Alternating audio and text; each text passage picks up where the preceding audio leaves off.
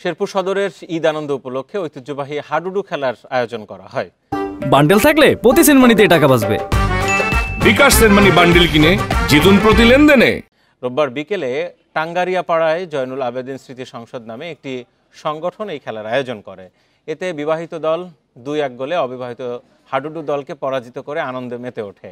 খেলাটিতে অংশ নিয়ে খুশি সকল খেলোয়াড়, এছাড়া খেলা দেখে আনন্দিত স্থানীয় দর্শনার্থীরা।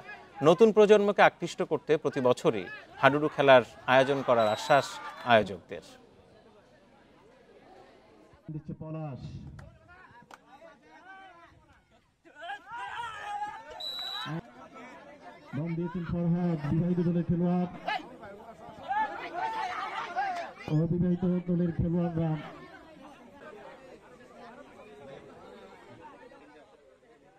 এই খেলাটা ইন্টারনেট আসার পর থেকেই এই খেলাটা উঠে গেছে।